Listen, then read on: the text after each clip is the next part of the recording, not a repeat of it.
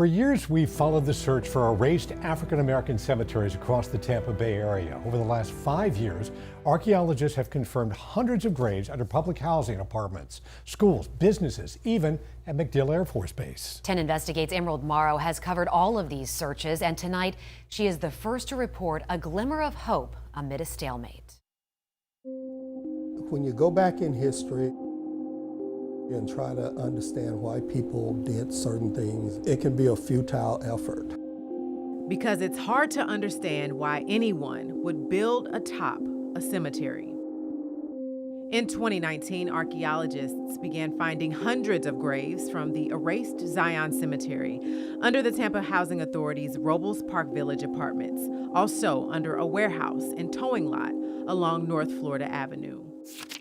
All those landowners once sat together on a board working to restore the cemetery to a memorial. But through public records, 10 Investigates uncovered the two private business owners quietly resigned, slowing progress. The private business's lack of participation is hindering the Preservation Society's efforts at restoring Zion.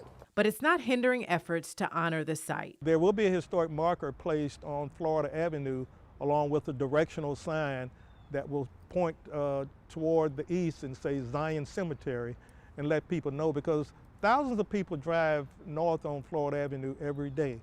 They have no idea that they're passing that cemetery on their right. 10 Investigates got an advanced copy of the wording, which explains how the cemetery was erased, starting with the city wrongly taxing the land and ending with the land being reparceled, sold, and redeveloped. Zion Cemetery is a cemetery. It always has been a cemetery, and we need to restore it to, a memorial and ensure that the families who was interred there have what they rightly paid for and purchased, which is a final resting place that's peaceful and respectful. Emerald Morrow, 10 Investigates. Emerald has been covering the search for other erased and destroyed Black cemeteries for years now. You can find all of her coverage and details on the historical marker ceremony right now on 10tampabay.com/erased.